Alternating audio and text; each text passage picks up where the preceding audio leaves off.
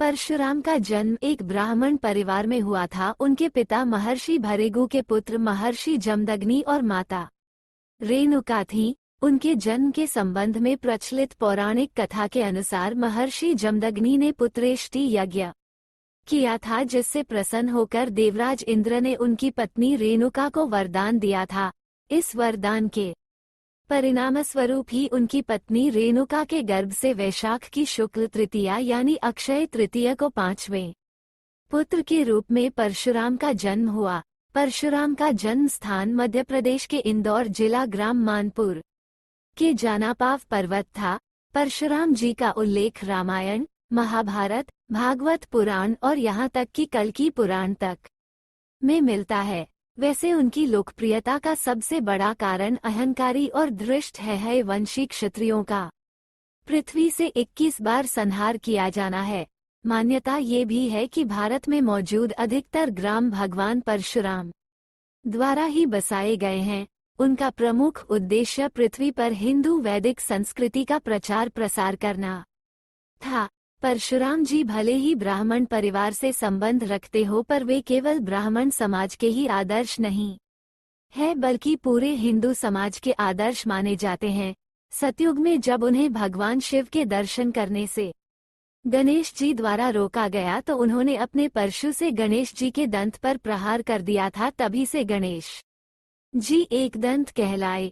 परशुराम जी विष्णु के छठे और आवेशावतार माने जाते हैं। अपने पितामह महर्षि भृगु द्वारा किए गए नामकरण संस्कार के बाद राम कहलाए और शिवजी द्वारा दिए गए फरसा के कारण उनका नाम परशुराम पड़ा। साथ ही बता दे कि वे महर्षि जमदग्नि का पुत्र होने के कारण जामदग्न्य भी कहलाए जाते हैं। प्रतिज्ञा से जुड़ी परशुराम कथा के अनुसार यह वंश के क्षत्रिय राजा सहस्त्रार्जुन को अपनी शक्ति का बहुत घमंड हो गया था और इस घमंड के चलते उन्होंने ब्राह्मणों और ऋषि मुनियों पर अत्याचार करना शुरू कर दिया। ऐसे ही एक बार सहस्त्रार्जुन अपनी सेना लेकर भगवान परशुराम के पिता महर्षि जमदग्नि के आश्रम पहुंचा। महर्षि जमदग्नि ने सेना का खूब आदर सत्कार किया और अच्छे से खान पान की व्यवस्था भी की। महर्षि जमदग्नि ने आश्रम में मौजूद चमत्कारी कामधेनु गाय के दूध से समस्त सैनिकों की भूख को शांत किया। सहस्त्रार्जुन के मन में कामधेनु गाय के चमत्कार को देखकर उसे पाने का लालच पैदा आया।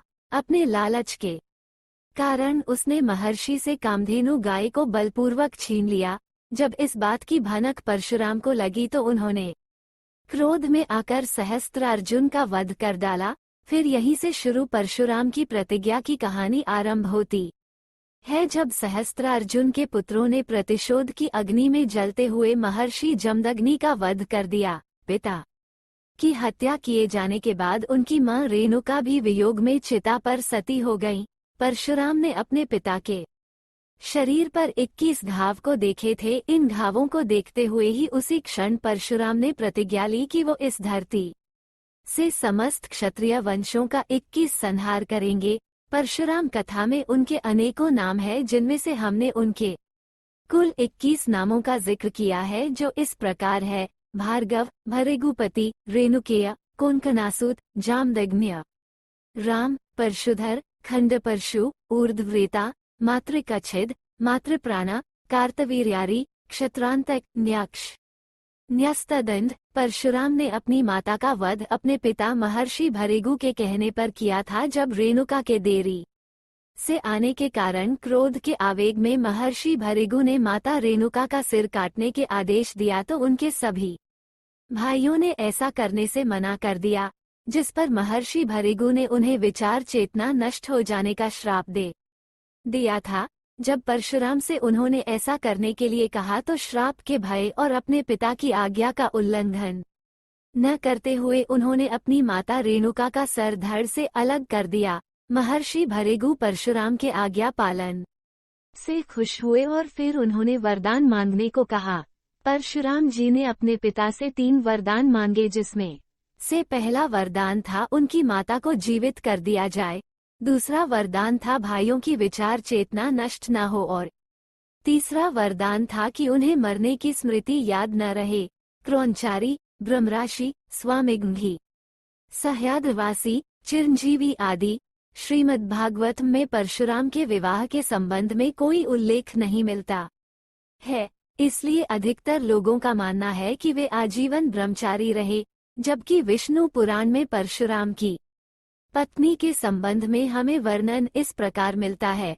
पुनश्च पद्मा संपादित यदादित्यो भवधरी यदा च भार्गवो रामस्तदा बुद्धित्व धातु, अर्थात पद्म का जन्म तब हुआ जब हरि आदित्य अदिति के पुत्र बने और जब वे भार्गव राम बने तो वह धरनी के रूप में आईं। पौराणिक परशुराम कहानी में वे भगवान विष्णु के अवतार माने जाते हैं, इसलिए उनकी पत्नी माता लक्ष्मी की अवतार धरनी बताई गई हैं।